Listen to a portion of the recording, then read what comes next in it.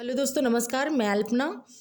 CTET का CDP का question number 16 है। इसके पहले 15 क्वेश्चन मैंने अपलोड कर दिए हैं। अगर आपने नहीं देखा है तो जाके उसको देखिए ज़रूर। 16 क्वेश्चन है। वाइगोत्स्की के अनुसार बच्चे सीखते हैं ए परिपक्व होने से, बी अनुकरण से, सी वयस्कों और समवयस्कों के साथ परस्पर क्रिया से, या डी जब पुनर्बलन प्रदान किया जाता है।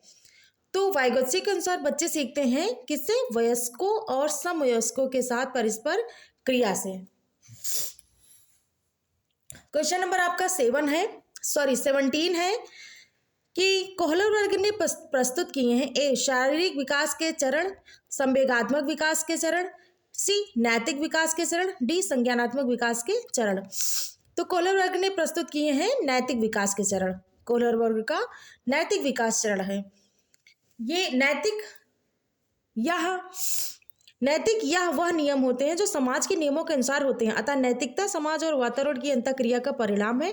कोहलर वर्ग ने इस सिद्धांत के 3 चरण प्रस्तुत किए हैं ए पूर्व परंपरागत अवस्था, 2 परंपरागत अवस्था, 3 उत्तर परंपरागत अवस्था। क्वेश्चन नंबर आपका 18 है कि निम्नलिखित में से कौन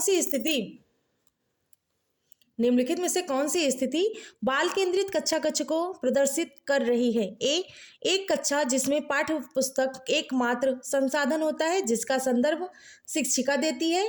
बी एक कक्षा जिसमें शिक्षार्थी समूहों में बैठे हैं और शिक्षिका बारी बारी से प्रत्येक समूह में जा रही है। सी एक कक्षा जिसमें शिक्षार्थियों का व्यवहार शिक्षिका द्वारा दिए जाने वाले पुरस्कार और दंड से संचालित होता हो। डी एक कक्षा जिसमें शिक्षिका नोट लिखा देती है और शिक्षार्थियों से उन्हें याद करने को कहा जाता है।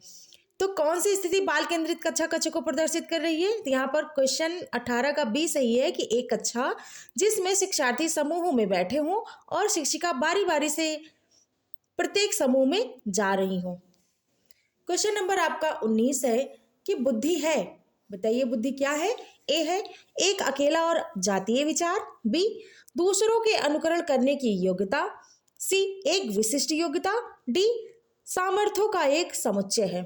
तो बुद्धि क्या है? एक सामर्थ्यों का एक समुच्चय है।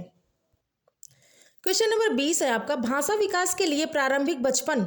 काल है। भाषा विकास के लिए प्रारंभिक बचपन जो है वो कौन सा काल है? अमहत्वपूर्ण है, अति संवेदनशील है, या निरपेक्ष है, या कम महत्वपूर्ण है। तो यहाँ पर बी आपका सही है, अति संवेदनशील है। क्वेश्चन नंबर आपका 21 है कि एक सहशिक्षा कक्षा में लड़कों से शिक्षक यह कहता है कि लड़के बनो और लड़कियों जैसा व्यवहार मत करो। यह जो टिप्पणी है वो क्या है?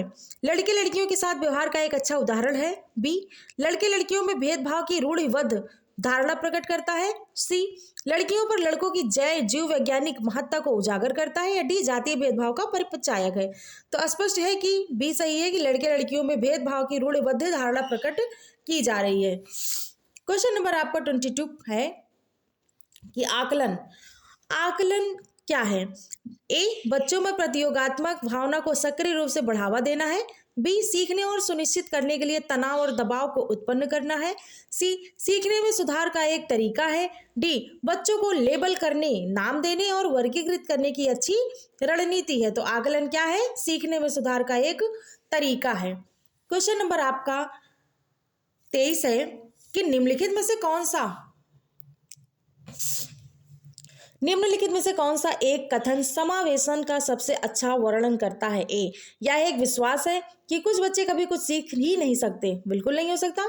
बी यह एक दर्शन है कि सभी बच्चों को नियमित विद्यालय प्रणाली में समान शिक्षा प्राप्त करने का अधिकार है। सी यह एक दर्शन है कि विशेष बच्चे ईश्वर के विशेष उपहार हैं। डी यह एक विश्वास है कि बच्चों को अपनी योग्यताओं के अनुसार अलग किया जाना चाहिए। तो समावेशन किसे कहते हैं? कि जहां पर समान शिक्षा प्राप्त करने का बच्चों को अधिकार हो। तो आंसर नंबर आपका बी सही है। क्वेश्चन नंबर 24 है, वंचित वर्ग की पृष्ठभूमि के बच्चों को शिक्षा प्रदान करने के लिए शिक्षक को चाहिए कि ए उनके बारे में अधिक जानकारी जुटाने का प्रयास करें और उन्हें कक्षा में होने वाली चर्चा में शामिल करें, बी उन्हें कक्षा में अलग बिठाएं, सी उन पर ध्यान न दें क्योंकि वे दूसरे शिक्षार्थियों के साथ अंतःक्रिया नहीं कर सकते, या डी उन्हें बहुत सा लिखित कार्य दें। तो पृष्ठभूमि बच्चों को शिक्षा प्रदान करने के लिए शिक्षक को चाहिए कि उनके बारे में अधिक जानकारी जुटाने का प्रयास करें और उन्हें कक्षा में होने वाली चर्चा में शामिल करें। आंसर नंबर आपका ए सही है। उसके बाद है क्वेश्चन नंबर आपका 25। क्वेश्चन नंबर 25 है, निम्नलिखित में से कौन सा व्यवहार बच्चे की अधिगम निर्योग्यता की पहचान करता है? ए अपमानजनक व्यवहार, बी को डी, वॉज को शा या 21 को 12 लिखना, सी कम अवधारणा विस्तार और उच्च शारीरिक गतिविधि, डी मनोभाव का जल्दी जल्दी बदलना यानी मूड स्विंग। तो निम्नलिखित में से कौन सा व्यवहार बच्चे की अधिगम निर्योग्यता की पहचान करता है? तो आपका बी सही है कि बी को डी समझना, वाज को शा समझना, 21 को 12 लिखना। क्वेश्चन नंबर आपका 26 है कि एक बच्चा जो आंशिक रूप से देख सकता है, ए उसे शिक्षा नहीं देनी चाहिए क्योंकि वह उसके किसी काम नहीं आएगी, बिल्कुल गलत है। उसे अलग संस्थान में डालने की आवश्यकता है, बिल्कुल गलत है। विशेष प्रावधान करते हुए उसे नियमित विद्यालय में रखना चाहिए, या डी बिना किसी विशेष प्रावधान के उसे नियमित विद्यालय में डालना चाहिए।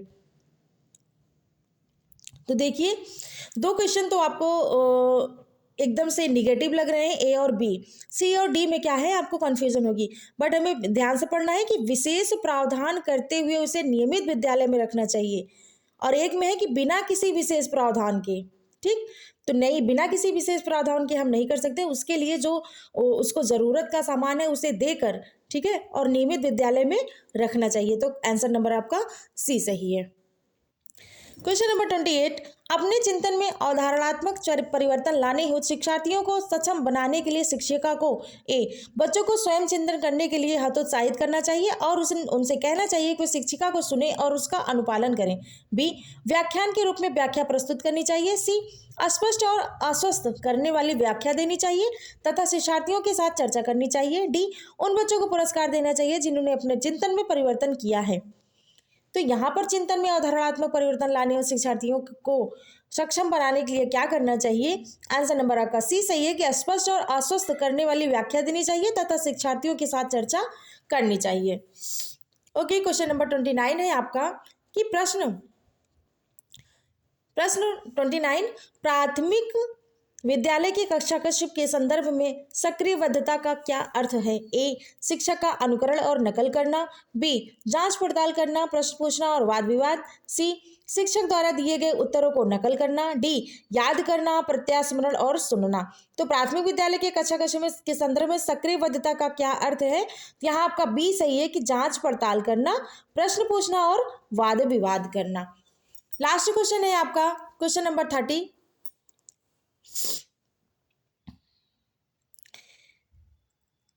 30 है कि बच्चे तब सर्वाधिक सृजनशील होते हैं जब वे किसी गतिविधि में भाग लेते हैं।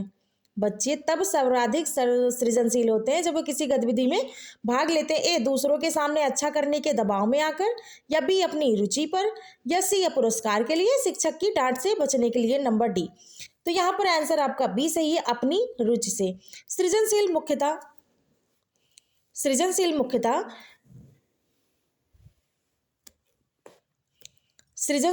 मुख्यतः व्यक्तिगत रुचि उत्पन्न होती है, अतः बच्चे तब सर्वाधिक सृजनशील होंगे जब वे अपनी रुचि से किसी गतिविधि में भाग लेते हैं। सृजनात्मकता के कारण बच्चों के कार्यों में मौलिकता, नवीनता, विलक्षणता तथा चिंतन प्रवाह के गुण पाए जाते हैं। दोस्तों, क्वेश्चन आपको कैसा लगा? आई होप बहुत ही अच्छा लगा होगा। सीटेट के लिए बहुत ज़्यादा इंपॉर्टेंट है। अभी आपके पास 3-4 दिन बचे हुए हैं, मैं पर डे वीडियो डालूंगी और ये क्वेश्चन आप ज़रूर देख कर जाइएगा, आपका ज़रूर मैच करेगा। कोई वीडियो अगर अच्छी लगी हो तो प्लीज़ लाइक एंड सब्सक्राइब करिए, शेयर करना ना भूलिए और हाँ, कमेंट में बताइए कि आपको वीडियो कैसी लगी। धन्यवाद।